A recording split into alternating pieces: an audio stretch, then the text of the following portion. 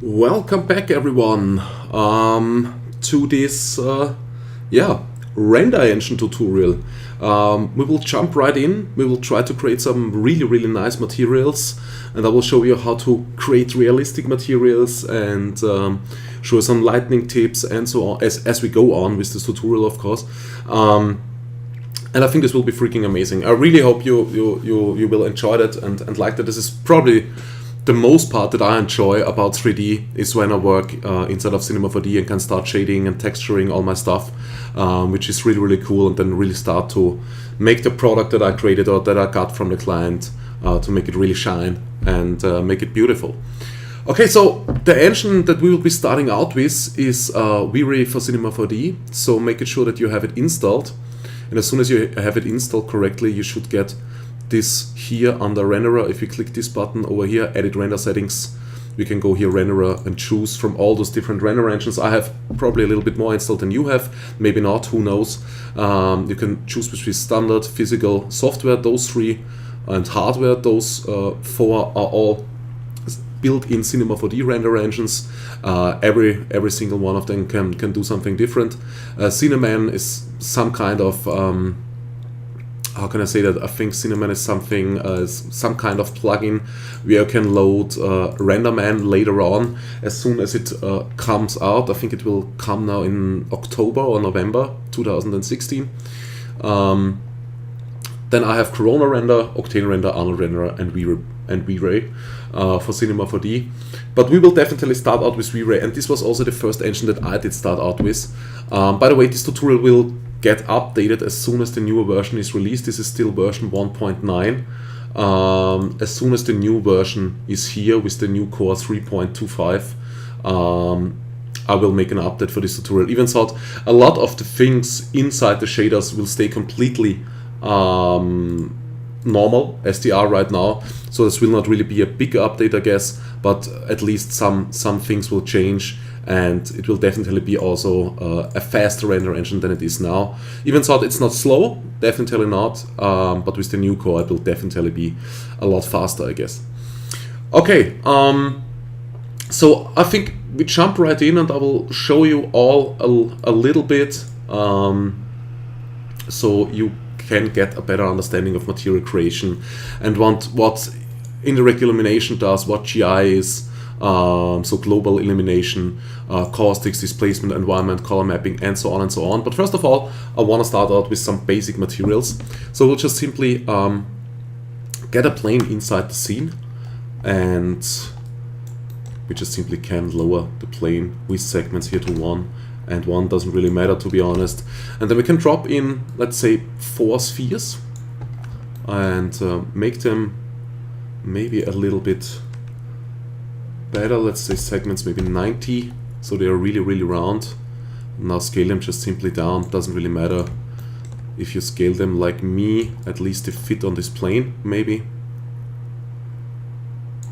And then we can just simply zoom in. Let me hit Ctrl D, because I think I have the clipping here set to tiny. Let's set this to medium. Clipping has something to do if you want to really zoom in, that at some point maybe you can't see anything anymore. As you can see, when I get closer here, I already start to look inside there. When I change this here to tiny or to small, you can see it's still working, so I can zoom in even a little bit more before I get into the sphere or before the clipping starts. Here it's small. I already got a problem. When I change this to tiny, I could still work here in this area outside the sphere. But let's change it back to medium. We don't really need this right now. And let's move this up a little bit. Okay, something like that. Doesn't really matter. Now we can just simply hold down the control button and left mouse click, drag and drop on the sphere, and we just simply duplicate it and can draw it over here. Then we select those 2 spheres by holding down the shift button, and then control left mouse, drag and drop, and we have our 4 spheres. Let's maybe align them a little bit better. Okay, perfect. We don't really need more, I think. And maybe let's make the plane a little bit bigger on both sides. And maybe let's also get this up here a little bit. Let me make the plane editable. Let's go into line mode and make a cut right here, maybe loop cut, restrict to selection off. Alright, and then we just simply take this line here, pull it up like this, and then we can make extrude. So we have some kind of photograph studio setup, something like that, so the light bounces a little bit around on the spheres as well. And then we just simply zoom in there, focus our spheres, and let me change the resolution. So let's click on render settings, output, and we can change here the resolution for our final render or for our preview render. So I will just simply set this to Full HD, so 1920 by 1080. Let's jump back here a little bit. Okay, perfect. Alright. Okay, so what we need now is definitely a light source, some kind of light source. So I will give you an HDRI. HDRI is a high dynamic range image, which means normally that you just simply go outside, or you can also do it inside, of course, as soon as you have some light going on.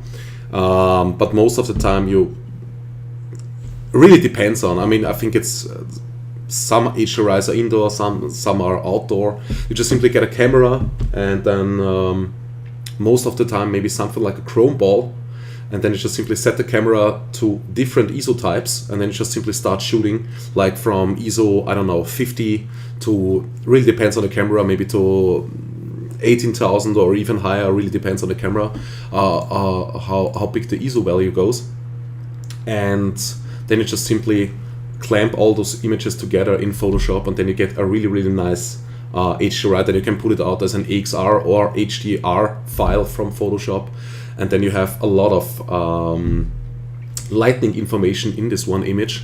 And this gets often used in Hollywood movies when you see like, oh my god, this looks so realistic, how can you do that? They just simply stand on the set or stand inside, I don't know, New York, and just simply get out the camera, shoot there an HDRI, and then you get the perfect or the exact same lighting setup that you have in the film scene, and then you can implement with this HDRI your 3D objects and light it the perfect way, like it's the same light like they have on the set. So this is why shots often look so realistic nowadays in Hollywood movies.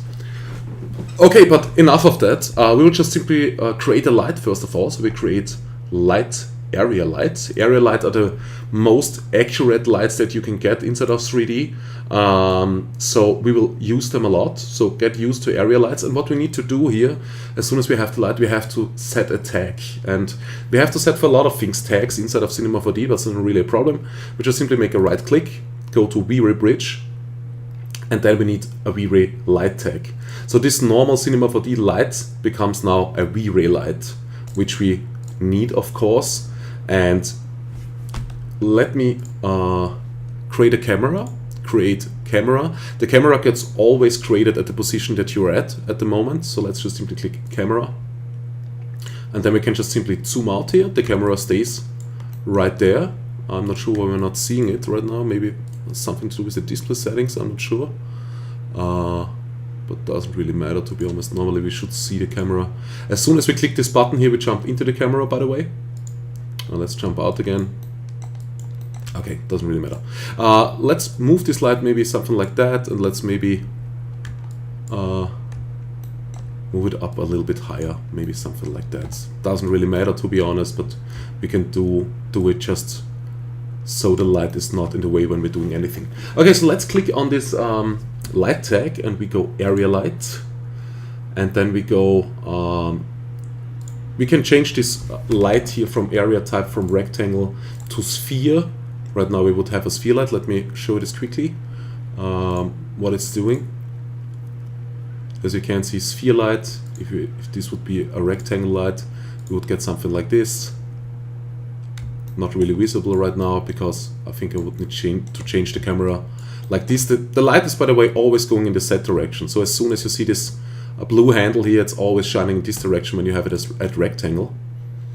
And as you can see now, we can see the light. So the light is only illuminating to the front. We could also change that, I think. There should be some button that is called double-sided. As soon as we click that, the light should also shine in the other direction. which I normally don't really use, to be honest. Yes, now it's also shining into the back. So let's tick this off, we don't really need that. What is an important button is definitely this no decay. This means the light has no fall off, so the light really shines infinite through the scene, so it has no stop, no fall off whatsoever. So as soon as we tick off no decay, we will get a much more, or we really get a realistic light, like it's like a real behavior in the real world. Now I don't see it. Let's go like this. Let's see what it's doing. Okay. We could change now the intensity, because this light is really, really low right now. We could just simply go to common, and then here we have the intensity, and here we have the intensity units. Intensity units we can change a lot around. We could change this to real world values like LM, luminous power, luminance, radiance power, and radiance. So that's really, really cool. Normally I would go with radiant power. So let's create maybe something like, I don't know, 45 watts. And let's see how big the impact is. Still not big enough. We probably would need to move the light here a little bit closer. Yeah, now you can see we're getting something. And we could also enable shadows, of course, which is pretty cool. We definitely need this for a realistic light source. So let's check it one time with shadows. And now without shadows. You definitely see the difference. So no shadows whatsoever. Only here a little bit. But as soon as we enable this here, we get a realistic lightning right here. Everything else I can explain a little bit later. It's not really interesting. We could use a texture for this light that we created on our own. We might do this in a later tutorial. That's not really the interesting stuff. I just really want to bring you as fast as I can in the realistic direction so you can start to make your own stuff, and I think this is what we should focus on, and everything else we can do a little bit later. Okay, so this is basically the rectangle or sphere thing that you can do right here. I'm not sure why I'm explaining the light so much right now. Wasn't really planned, to be honest, but I think it's definitely, if we are already there, I would just simply explain it because it's also really interesting, and then I don't have to do it later on, so I think that's a perfect point anyway. Then we can set it to mesh. Mesh means we can now drop in here geometry where the light from should illuminate. So as soon as I don't know, let's say the first sphere, when I drop this in here, just simply drag and drop, this light source will now spawn from this first sphere that we created. So let's have a look at this. Okay, that's not really working right now. Maybe we have to tick off here render perfect. Render perfect is just for Cinema 4D's own implemented renders. This means you can go with 8 segments here with the sphere, which makes it really ugly. And let me tick off the light for now. So like this, but as soon as you render with a built-in Cinema 4D engine, so let's go standard, you will see that this sphere, when render perfect is ticked on, will still render completely round. When I tick this off, it will render normally, and I think with V-Ray it doesn't have any impact. So let's click on render perfect. Oh, we need a light, sorry. Oh, our light is not illuminating right now. Let's just simply tick off the sphere here, so we get the normal light like before. Oh, and I have to set this back to rectangle. Oh, it's even implemented in V-Ray. Okay, that's not bad at all. Okay, didn't know that. Okay, so it seems like in V-Ray it's working, in Octane it's definitely not working. So bear this in mind when you're working with Octane and you have a sphere and ticked on render perfect, that's definitely not working. It seems like in V-Ray they have implemented that. So that's pretty cool. Okay, nice. Let's set this back to 90 segments, tick off render perfect, and let's try to figure out why this sphere is not working. Let's maybe just simply make it editable. Let's set this back here to mesh, and let's drop in our sphere, and let's see what we get. Now it's working. Okay, it was just not working because it was not editable. Let's go back, try it again without making it editable, and let's see if there was something else happening. Always good to figure stuff out. Let's drop in the sphere. Let's see. Well, now it's working as well. Now I really have no clue what's going on, to be honest, and this is probably nothing that anyone can figure out, maybe only the producers of V-Ray for Cinema 4D. But as you can see, it's working. So as soon as we have this area type here to mesh, we can just simply drop in a geometry where we want this light to illuminate from. So we could also, this might come in handy if you have some kind of lightning bulb or something like that in your interior or exterior scene, then you can just simply do that. So that's pretty cool. Subdivisions and stuff like that I will explain a little bit later on. Also this store with irradiance map. This is everything not so really important, nothing you need to know right now. So this is definitely something that I will explain later on. But you have now, I think, the most common. Enable shadows is really important. Effect diffuse and effect specular you will probably always leave at default. Only in some cases you will change that. I will explain that later on as well. And here you can change the intensity units. Really depends on what you want to work with most of the time. Because I'm living in Austria, we're most talking about watts when we're buying a lightning bulb. So this is why I know the values. So most of the time I'm using radiant power. And you always want to use real life values, you know, also inside of 3D. So a 45 watt lightning bulb is pretty common when you use it in your living room or whatsoever. So this is why I'm going with those values, because they are really realistic. And so yeah, so you should always try to implement it exactly like it is in the real world. Okay, alright. The last thing that we could change, we have now rectangle, sphere and dome. We could change this to dome. And then here we can tick on spherical dome. This means now whatever, and use texture, whatever texture we will load here now will be around the whole scene. So completely in the background, like a really, really big sphere that is around the whole scene. And we'll try to illuminate the whole scene with the sphere in the background or with the texture that we load. So we just simply go texture, load image. Alright, so just simply load it. Load image, and I have to go back here into my right folder, and we will load this HDRI here. This image is not in the project source path. Do you want to create a copy at the project location? No, we don't. We really don't want to do that right now. And as you can see now, we have loaded, you can download this image, by the way, below the video. So you can do the exact same thing like me. And at mapping type, spherical is absolutely fine. This is what we want, but we could also change this to angular, cubic, mirror ball, and frontal, and so on and so on. So we have different mapping methods, how this image should be mapped inside the scene. The texture resolution here should always be the biggest value that you have loaded from this image. So this image has a resolution of 3800 by 1907. So we type in here 3800. This is really all you need to know. And another thing that we could do is jump here into this image. So we just simply click here. And the color profile we should most of the time change to sRGB.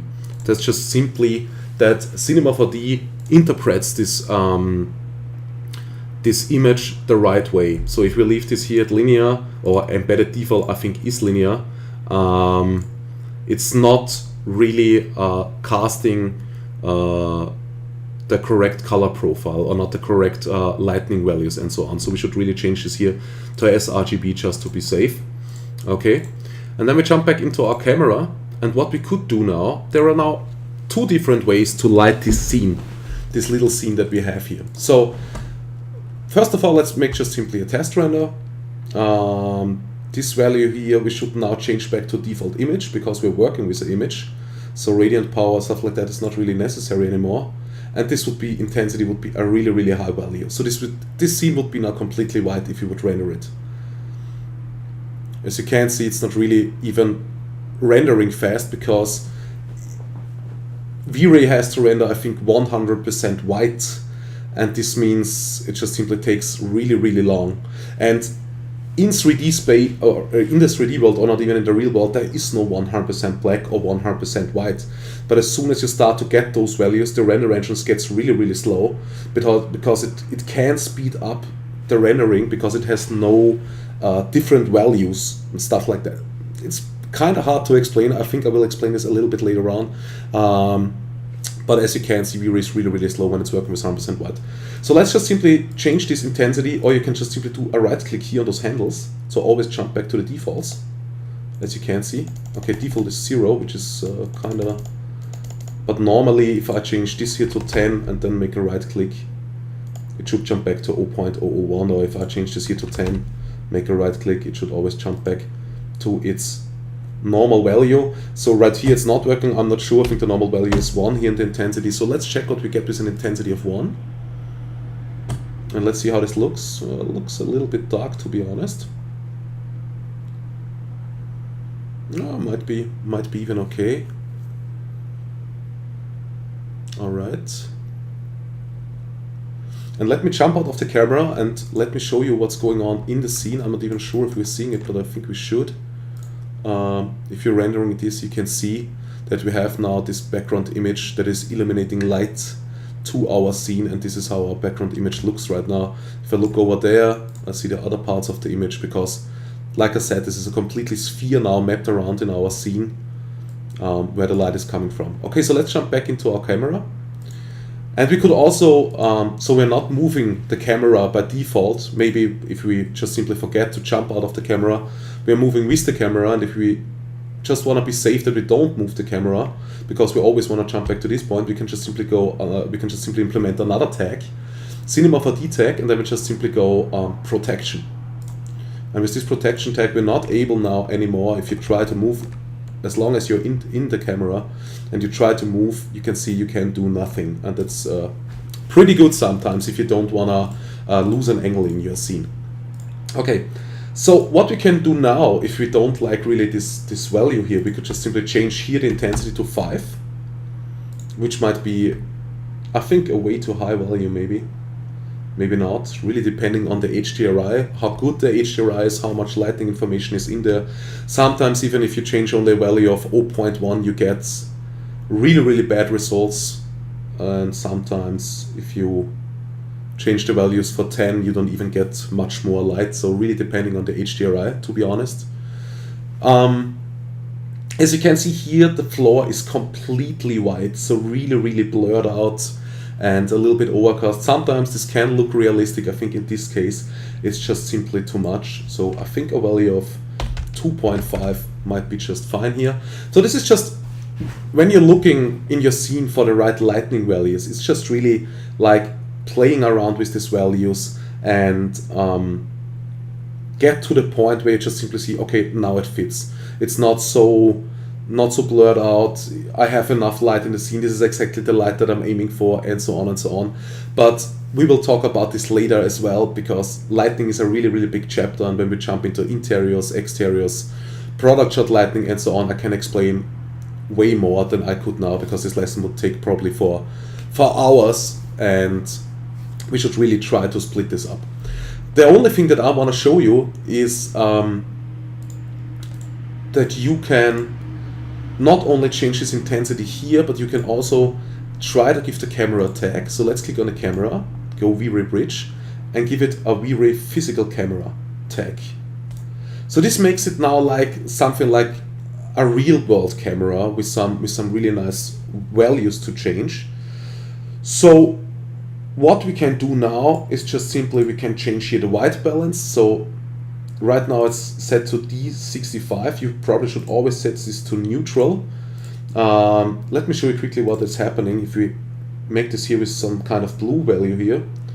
But let's change it to maybe to a harder blue value, something like that, so you can see a little bit more what's going on. If I render now the same scene again,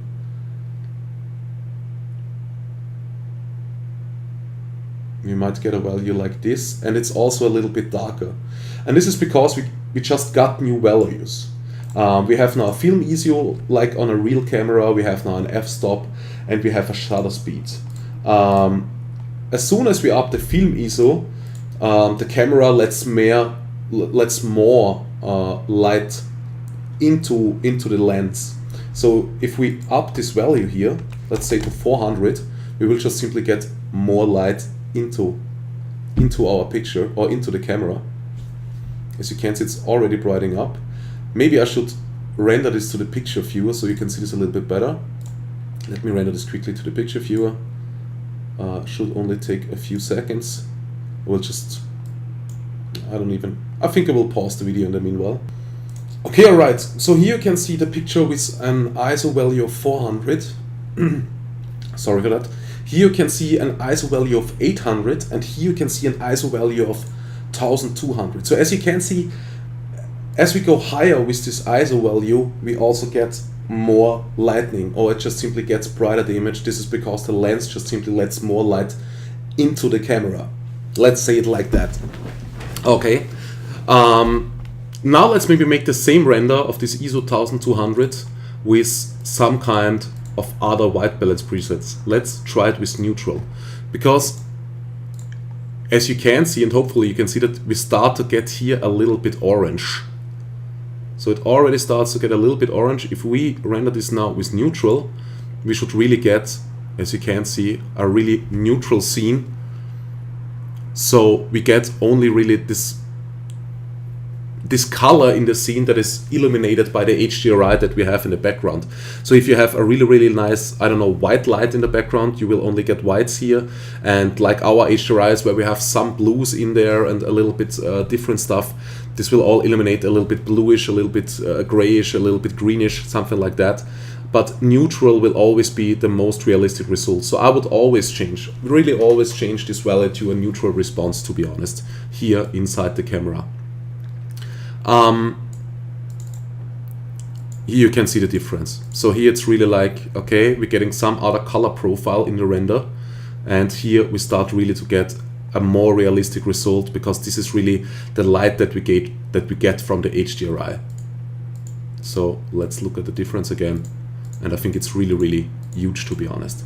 Okay, the next thing we can do, we can also play with this f-stop value, of course.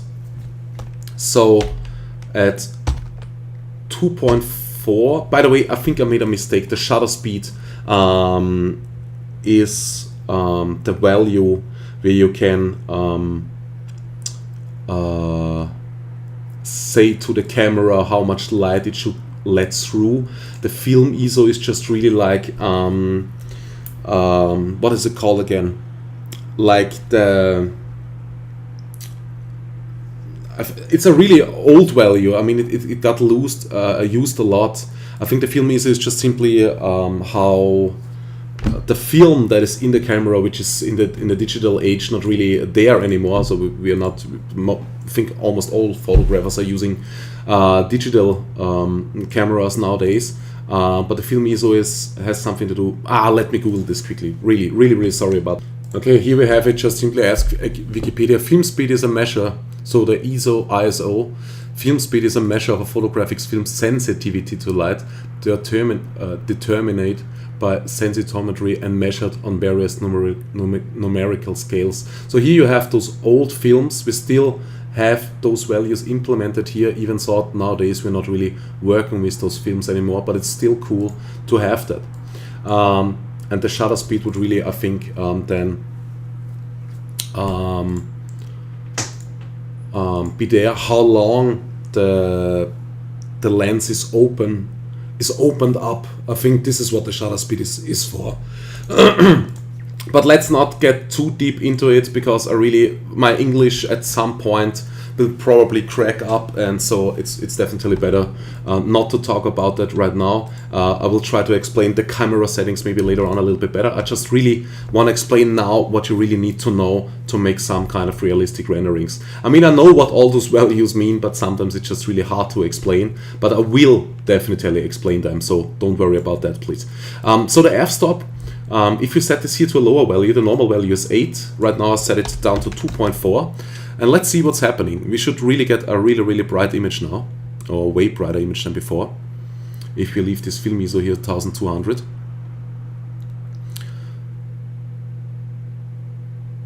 Yeah, definitely, it's way brighter now. I mean, we could Google the f-stop quickly as well. So here we have a quick explanation. This is just only not because, I think at this a little bit complicated stuff, my English would just simply suck too much to explain this really good, to be honest. So here we can just simply read the measure, f-stop is the measure of the aperture setting on the lens. Confusingly, the f-stop number increases as the aperture gets smaller, letting in less light. The f-stop number is a ratio of the focal length of the lens to the diameter of the aperture. A lens is said to be wide open, and when it's set on its smallest f-stop, or with the aperture open as wide as possible. Typically, the smallest f-stop will be something like 2 or 2.8 for a 35mm camera lens. So right now, we can also change, of course, by the way, our millimeter settings. Right now it's set to 36 millimeters. That's just fine for now. Most of the time for product shots you will work with 50 millimeters or something like that, but you can also change to a tele or super tele or whatsoever. So that's everything possible inside of 3D, which is really, really cool. And we will just simply set this value then here, because we just did read it, to 2.8. And what is also cool about the settings, we can also get a really, really nice DOF, so an depth of field. Let me show you this quickly. Here we have some nice examples about a depth of field. So as you can see, only the focus where the camera is really, really focused on is nice to see, and everything else gets a little bit blurred out. Here you might see even a better example if you look down here. You can see those nice lights in the background, how they get blurred out, and this guy is only in focus, and everything that comes after him is just simply blurred out. We could also change a little bit the behavior of the lights, how they look. This depending on the bokeh effect. We can change the number of blades that we're using. Then this light might not be so round anymore, or this light here might not be so round anymore. Then you might change it to a polygonal effect or to something else. But I will show you later on what I exactly mean with that. To set up a DOF, we have to play with the f-stop a little bit. As lower the f-stop, the how can I say that? The more DOF you will get, or the stronger. This was the word I was searching for. The stronger the DOF will get. So let's try it maybe with a value of 2. Let's just leave it like that. I mean, I think that's just fine. What we need to do is just simply take here the spheres. Take this sphere maybe. Control left mouse click, drag and drop to duplicate it. And then we just simply try to get this sphere really near the camera, so we can see what's going on and what kind of DOF we will get. And then we will also get another sphere really kind of in the back, somewhere around here. Even thought we probably, I mean, this will get a little bit of DOF, but probably not so much. And what we need to do now is we need to set up the camera. We need to set the distance of the camera. There are two ways to do this. First of all, if you don't see the camera in your scene, which sometimes can happen, you can just simply go Options, Configure, and under Filter, I think you can turn on and turn off the camera. If this should ever happen to you. And I would just simply select the camera, and with this little button here, we can say, okay, this object here I want to have in focus. So I just simply drag this here till to the beginning of the sphere, and now this object will be in focus, and this sphere will be out of focus, and this sphere will be out of focus. Depending how strong they are out of focus, of course, on our f-stop settings. As lower the value of the f-stop, the stronger the DOF will get. What you can also do, what might be a little bit easier, you have here this little thing that is called focus object. Here if you go into camera, object, focus object, and here we have the focus distance that we just did adjust on our own. If I would just simply drop one sphere in there, let's say sphere 1, I drop sphere 1 here into the focus object, you can see that the camera automatically snaps to sphere 1, but to the middle point of sphere 1. So this is not always what we want. Maybe we might really want to have it extremely accurate on the first edge of the sphere, so we can just simply go out there and change it by hand again. But this is just something that I like to show you, that you can do it like this as well if you want to, really depending on the situation, of course. Okay, so let's jump in, and yeah, have you turned on DOF already? Let's check. No, let's tick on DOF. Bokeh effects can be ticked on as well. Everything else we can leave for now, and let's just simply make a quick render, and I will pause the video and show you the result when it's done. Okay, perfect. So here you can see that this sphere is already really hard out of focus. The sphere in the back a little bit, but what is really important that those spheres in the middle are in focus, and yeah, of course, also that this sphere is out of focus. So this is what you can do with a DOF. You get really, really realistic results inside of V-Ray. Of course, it's a really advanced engine, and the DOF calculates, I think, really fast as well. So yeah. What I also found, if you want to dive a little bit more into it, or you can always ask in the forum, of course, on the site, if you have more questions. You can look on the Chaos group site. They have a really good documentation. Even though it's for 3D Max, V-Ray doesn't really matter because the values stay almost the same. You can see here a little bit shutter speed differences, and here a little bit film ISO, what's going on, and what you can do with bokeh effects. Here you can see depth of field is off, for example, so no DOF whatsoever in this building. Here with some focus on the foreground, as you can see, the rest in the back gets already a little bit blurred out, and here we have the back in focus and the front already starts to get a little bit blurred out. So yeah, you can read here a little bit through if you want to. I mean, I did, of course, once or from time to time if I don't understand some kind of values, but this site really helps. And here you can also check the white balance differences. So here you have, I think, what is this? I think this is complete. No, this is some kind of white balance is white here. Okay, so you get this really nice sunshine thing, and everything else looks really white, which is cool. Here a little bit bluish, because it's bluish, it's going a little bit in this more orange direction, so the sunlight comes even stronger, and other things start to get also a little bit orange, like all the white tones in the scene. And here with white balance is peach or some kind of orange. We probably get more of a bluish look, as you can see. It looks way colder. It's always a little bit the opposite. If you go with orange, you get a little bit of a bluish look. If you go with a bluish look, you get a little bit of an orange look. So, like I said, I would definitely recommend going with a white balance. So, really white.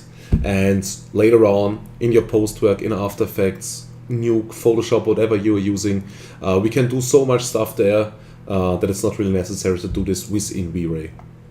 Definitely not.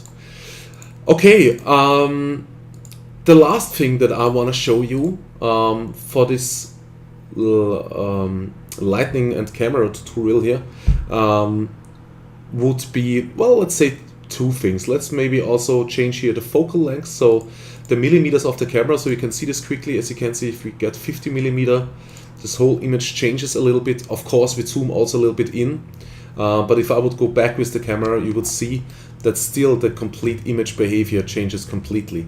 So a different lens, of course, gives you a completely different look. And I think for this shot, even though it's just a few fears, this 80 millimeter camera would even look pretty nice and pretty cool. So yeah, if you ever want to change it, which you probably will, but we will do this later on when we're doing product shots and stuff like that, we probably will go with 50 millimeter or 80 millimeter, because the product and the surroundings just look a little bit more, how can I say that, just simply better. You will definitely recognize it. I think we will just make different renders, like with 35 millimeters and then with 50 and 80 millimeters, and you will definitely recognize the difference of those lenses. The last thing that I want to show you, let me just simply go back before I have changed anything. Yeah, I think that's about it. No, let me jump back into the camera. Yeah, okay, now we're fine, I think. Is this button here, if you go to render settings, V-Ray Bridge, indirect illumination. GI can be really helpful for a lot of things. For interiors, especially when you have closed rooms, stuff like that, GI is definitely a button that you need to tick on. What is GI and what can I do with it? GI is basically global illumination, and what that means is that V-Ray tries to calculate the light like in the real world. And this means, if you look at this render right here, it's really dark, some kind of. I mean, we get some light in the scene, yeah, for sure, but we don't get much light. And this is because we don't have turned on GI. And this is, what GI is doing is, as soon as a light ray comes in from somewhere, that's the exact same thing in the real world. The light just simply bounces around. If you're sitting in your living room and the sun shines in, the light goes through the window, hits the floor, hits the wall, and all those things that in your room just simply reflecting those light again, and over again. And this is exactly what's happening in 3D when we turn on GI. So if the light comes, I don't know, from the top, or in this case from the HDRI, almost from everywhere, the light will just simply bounce here on the plane, will bounce here back on the wall, will bounce up there, and from there down, and from the spheres to another sphere, and so on and so on. So it will just simply bounce everywhere. So let's do the exact same shot with the exact same settings, but let's do it with GI on. Go load GI presets. I don't know, choose the medium one here, brute force path tracing. You don't need to know what this means right now because I will explain this to you later. Just simply do it, turn on GI, take this setting and go to render to picture viewer. And we will render this once again. I will pause it and then we'll watch it together. Alright, so this is the finished render and look at the difference. I mean, this was without GI and this was with GI. And as you can see, the whole room just simply gets lit way more, and it just simply looks way more realistic. I mean, definitely depends. You don't always have to turn on GI. This is a common mistake that people just simply turn on V-Ray and say, okay, the first thing I need to do, I need to tick on GI. That's just simply not right. It's definitely not. Because for some shots, you just simply don't need a GI because, I don't know, it's not necessary. If you're rendering an interior, you definitely need it 100%. But for some different shots, you definitely don't need it. And the thing is, when you leave GI off, you definitely save some render time. And when you have maybe an animation that goes from, I don't know, has maybe 600 frames or something like that. So a really, really long animation. And each frame maybe renders for 5 minutes. And with GI it maybe renders 4 or 3 minutes. This makes a huge difference when you're rendering 600 frames, of course. So always bear this in mind. We don't always have to turn on GI, but in most cases it probably won't hurt. Okay, anything else that I want to mention in this chapter? I don't think so, to be honest. I think we are good to go to the next one, where we will do a little bit of kind of optimization with render settings and stuff like that, so we get better render times and speed up our workflow. One more thing that I want to say, if you go to color mapping here, render settings, then color mapping inside the V-Ray bridge, what we need to do is, here is linear workflow turned on. We need to go Control D and tick linear workflow here off in Cinema 4D, because this linear workflow and this linear workflow don't really work good together. So to get really nice results, we need to, or let's say accurate results in kind of, I think RGB results and gamma results, we need to turn the linear workflow here in Cinema 4D off. So Control D on your keyboard, turn off linear workflow and just simply leave it on in V-Ray for Cinema 4D. Anything else we need to do? No, not right now, I think. Okay, so this is it for the next chapter. Like I said, in the next chapter we will talk about a little bit about optimizations, how we can get faster render times and also get rid of the noise in this little scene. And what do I want to say? Yeah, if you have any questions, if you really have any questions, or you didn't understand a part or something like that, please jump into the forum on from ZeroToHero, and just simply write down what you want to know, what you didn't understand, or maybe if you need another video on some kind of topic whatsoever. This is what the forum is for, so please feel free, go in there, write it down, ask maybe someone else in the forum. So yeah. Thanks for listening for now, and I really hope this was some kind of helpful for you guys, and I'll catch you in the next one. Bye bye.